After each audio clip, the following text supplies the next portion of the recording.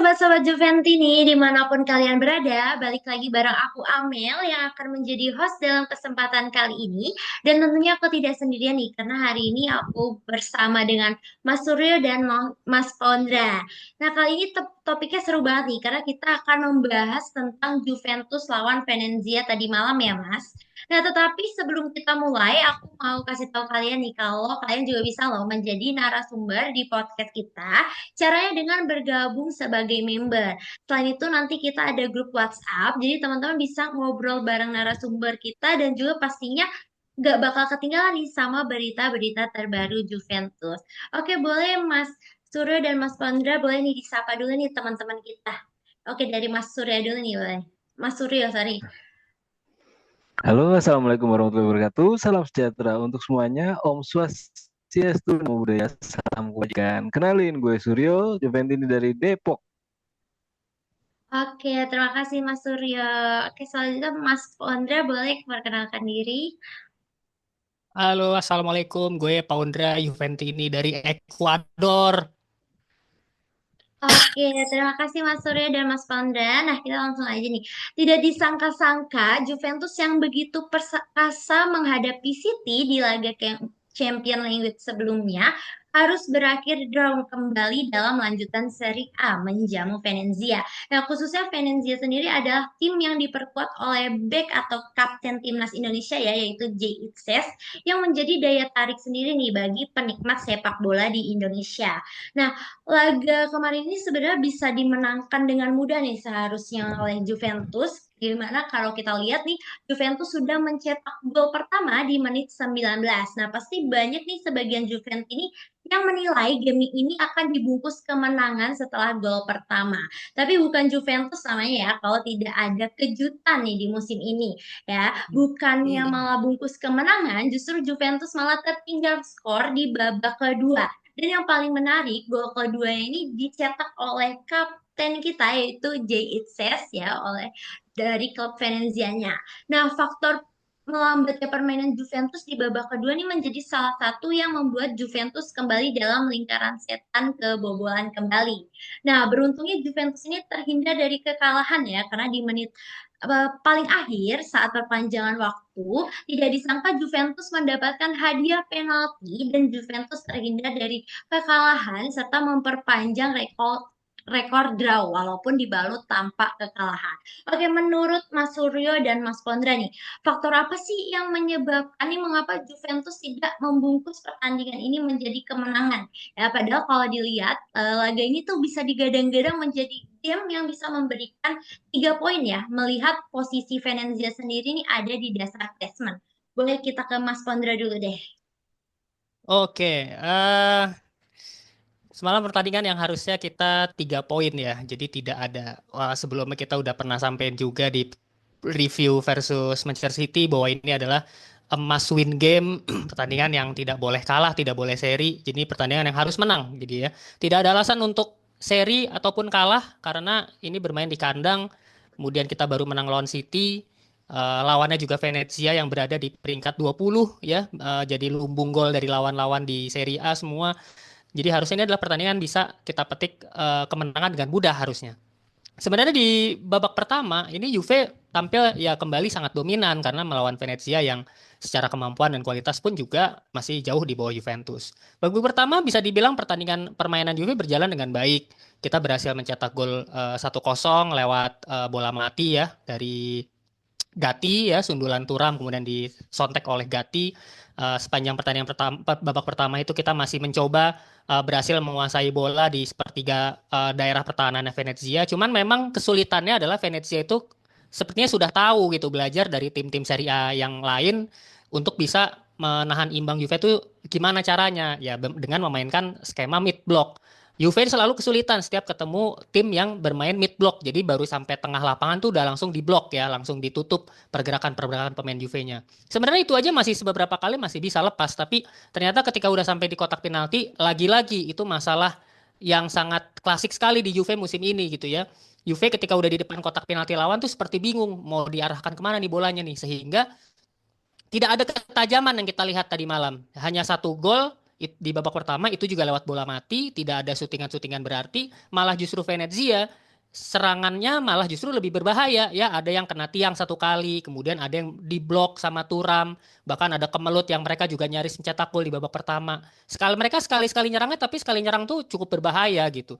Makanya ini berbahaya, apa namanya, bisa dibilang babak pertama mungkin Juve lebih unggul tapi bermain kurang efektif, tidak seperti waktu melawan City yang kita memang lebih banyak menunggu dan counter attack. Nah, di babak kedua sebenarnya pertandingan tidak berjalan, tidak melamban ya. Kalau tadi dibilang agak sedikit melamban, sebenarnya enggak juga karena intensitas pemain Juve masih cukup tinggi tuh. 15 menit pertama tuh masih cukup tinggi. Bahkan kita sudah mencetak penambah gol ya di melalui Yildiz gitu. Lagi-lagi umpannya Thuram, tapi lagi-lagi tuh udah dari bola mati. Sayangnya kena VAR handsball ya, dituding handsball Yildiz, dan memang kelihatan dari VAR juga kena tangan gitu. Sebenarnya secara intensitas tidak berkurang, tetap Juve main ngepres, mencoba untuk mengurung Venezia. Venezia juga tidak diberikan kelonggaran gitu ya, tidak diberikan kesempatan, tapi Venezia ya kembali tadi gue bilang sekalinya nyerang berbahaya dan akhirnya kebobolan di menit 61. Nah, ini yang sepertinya setelah itu Juve mentalnya langsung down. Mental untuk wah kayaknya kita seri lagi nih, kayaknya kita imbang lagi nih. Nah, itu yang kayaknya muncul setelah di menit 61 itu ketika 1-1 tuh, karena mainnya setelah itu mulai nggak jelas tuh. Eh, Pemain yang masuk substitute-nya juga masih belum berjalan dengan baik sampai akhirnya kita kebobolan lagi di menit 82 lewat bola mati. Ya, Jay Izes nih yang hari ini luar biasa sekali, kapten timnas kita nih, bermain sangat solid, mengantongi Vlahovic ya sampai bikin frustrasi sehingga di pertandingan itu dia bahkan bisa mencetak gol 2-1 dan nyaris sekali lagi Juve hampir aja kalah kemarin lawan Bolonya, hampir kalah. Sekarang juga udah di menit terakhir ya. Entah gimana tiba-tiba dapat handsball, mungkin wasitnya juga eh, menebus kesalahan kali ya, saya juga nggak tahu sih ya, tiba-tiba handsball dapat penalti dan akhirnya Juve terhindar dari kesalahan. Mungkin itu yang bisa gua sampein dulu, nanti Suryo bisa menambahkan. Oke, berarti sejauh ini sebenarnya permainan Juve itu udah bagus ya Mas, apalagi di babak pertama. Cuman tadi ya masalahnya ada di mid block dan juga karena sempat jadi imbang malah jadi mentalnya jadi kena nih. Kalau misalnya pendapat Mas Suryo Ya, gimana nih? ketajaman kurang tajam di lini depan ya. Jadi masih kebingungan di kotak penalti itu, masih tidak ada ketajaman, tidak ada klinikal di sana. Itu masalah yang klasik dari 5 pertandingan sampai 10 pertandingan terakhir gitu. Oke, kalau untuk pendapat Mas Suryo bagaimana? Ya, setelah kemenangan atas Manchester City di UCL, di sini ada faktor overconfident juga gitu. Ketika menghadapi tim sekelas Venezia yang otomatis secara klasemen itu juru kunci, kayak apa ya, kayak ngeremehin gitu, apalagi setelah gol pertama gitu. Kutak-kutik nggak ada finishernya. Kemudian ketika mid block itu seolah-olah iya, ya udahlah cukup menang 1-0 itu. Jadi rasa lapar itu jadi kurang gitu ketika sudah menang melawan City yang which is kita tahu klub yang sangat kuat ya atau bisa dibilang cukup kuat di Champions League. Overconfident itu menjadi sangat terlihat apalagi setelah golnya Gatti gitu. Ya memang sih banyak tercipta peluang-peluang juga terutama yang tadi Mas Paunda katakan lewat Yildiz. Cuman kayak kurang apa ya, kayak kurang Hmm. gairah aja gitu Nggak greget ya, mainnya. kurang greget gitu. Iya, kayak kayak kurang greget, kayak ya gue ngelihatnya overconfident terus ya cuman nganggep ya Venezia easy match aja gitu, easy win ya. Tuh dia kelihatan setelah gol kedua baru tuh masuk ke sederetan pemain-pemain nih, kok Gonzales, kemudian segala macam Locatelli. Locatelli. Nah, di sini juga faktornya Danilo sebagai kapten itu masih kurang greget juga gitu. Ketika sudah 1-0, ayo kita nambah gol lagi untuk setidaknya memastikan 2-0 itu menjadi skor pengaman atau skor kunci sebagai kemenangan Juve atas Venezia di kandang. Setidaknya 2-0 gitu. Artinya ada faktor overconfident. Terus yang kedua, kapten Danilo ini masih belum menggigit banget gitu sebagai ayo menghidupkan teman-temannya, golin lagi gitu, Mbak Amel. Oke, berarti kita sebenarnya nggak boleh ngelihat ngerendah pandangan ke lawan ya, walaupun mungkin Venezia ada di dasar klasmen, tapi kan balik lagi kalau misalnya permainan sepak bola kita nggak ada yang tahu ya di lapangan ya. Apalagi Mm-mm. kita kalau overconfident takutnya kita jadi nggak semangat lagi nih udah merasa menang gitu. Nah, Iya. apakah tidak kehadiran pelatih Mota nih di pinggir lapangan ini menjadi salah satu alasan nih Mas untuk Juventus tidak bisa memenangkan laga ini? Bagaimana kalau dari Mas Suryo? Ya ketidakhadiran pelatih Mota karena akumulasi kartu merah yang diterima sebelumnya di pertandingan sebelumnya sebenarnya nggak terlalu berpengaruh ya karena head coach pasti akan seirama dengan asisten coach dan asisten coach juga pasti akan menyalurkan linear strategi yang sama yang sudah disampaikan head coach di sebelumnya atau katakanlah ya racikannya sama sebelum pertandingan gitu. Jadi untuk menjadi ketidakhadiran Mota sebagai alasan itu bukan alasan ya, cuma karena overconfident aja tadi yang pas setelah menghadapi menang melawan Manchester City secara ya oke lah, oke banget gitu 2-0 gitu. Kemudian ya ini sih siapa sih si juru kunci gitu ya kan kita bakal easy match gitu atau easy win gitu. Nah, itu di situ. Tidak bisa dipandang sebelah mata karena setiap lawan di Serie A itu punya ciri khas yang bisa ngebaca Juve yaitu low block atau mid block. Ketika sudah sampai di tengah, mereka itu akan rapat seperti kura-kura di mid block seperti itu. Nah, itu nanti kelihatan pas golnya Francisco Conceição itu di tes long shot, gue bilang long shot ya, long shot atau itu sekali aja set, nah udah mulai tuh kelihatan sebenarnya. Cuman itu tidak ada inisiatif dari pemain-pemain lainnya sebelum si Cisco Conceição ini masuk, apalagi setelah Yildiz itu ya whatever ya dicek satu VAR gitu, kemudian handsball terus kayak nggak semangat lagi, kurang gairah malah gitu Mbak Amel. Oke, berarti sebenarnya ketidakhadiran pelatih itu nggak terlalu berpengaruh ya, balik lagi ke permainan pemain-pemain di lapangan. Kalau menurut Mas Paudra nih gimana? Pelatih itu sebenarnya bisa menjadi alasan nggak sih untuk Juventus tidak memenangkan laga? Mungkin bisa jadi salah satu faktor juga ya karena si asistennya Hugh Jukes ya. Gimana baca ini? Bahasanya kayak bahasa Prancis, Belgia Prancis ya. Hugh Jukes. Jadi biasanya kan Mota yang selalu memberikan instruksi ya, instruksi bagaimana kita harus bertahan.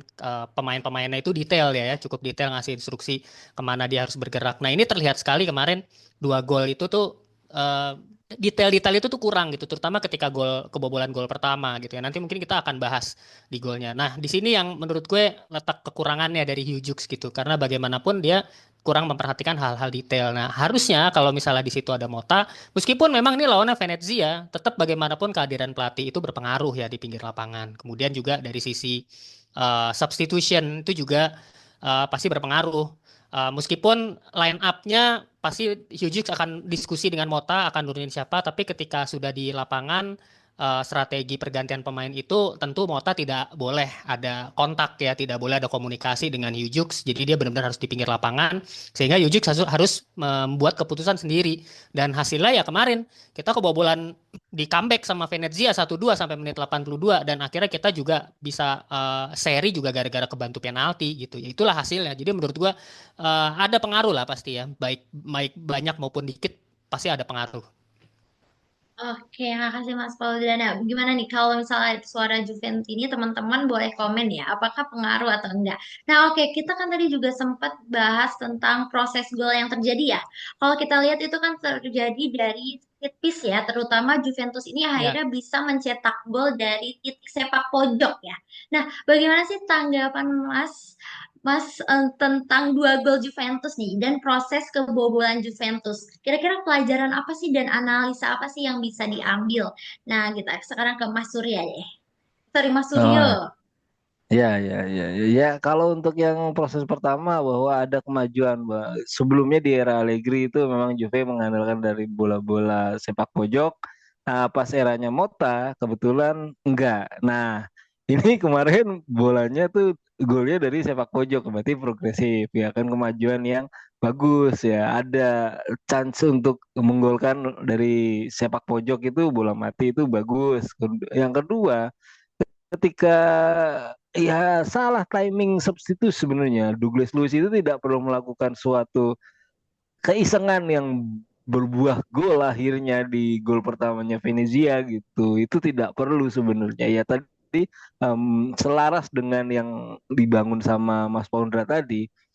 Ketika Mota itu tidak ada di lapangan, mungkin asisten pelatihnya ini kurang pas kalau untuk memasukkan Douglas Luiz menggantikan Cobb Miners pada menit itu ya, karena telah terbukti menjadi pemicu terjadinya gol itu Mbak Amel. Oke, baik. Terima kasih Mas Surya. Kalau dari Mas Podre gimana? Bicara gol ya, ya kita golnya benar tadi. Gue juga tadi sependapat sama Suryo ya. Jadi kita ada dari kemarin tuh kita terlalu apa ya, terlalu naif lah, ingin mencetak gol dengan skema open play gitu, karena bola-bola hidup. Tapi kita jadi lupa hal-hal detail bahwa kita juga bisa loh mencetak gol dari bola-bola mati gitu. Ada beberapa pertandingan yang kita mengalami kebuntuan, harusnya kita bisa mencetak gol, bisa memanfaatkan skema bola mati. Nah, skema bola mati ini selama dipegang Mota, gue tidak melihat ada skema yang baik ya. Di eranya Allegri, suka atau tidak suka, kita terselamatkan oleh gol-gol dari corner dan bebas dan segala macam.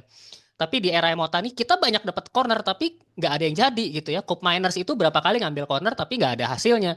Bolanya entah kemana gitu, sundulannya juga entah kemana. Tapi kemarin kita berhasil mencetak gol dua ya.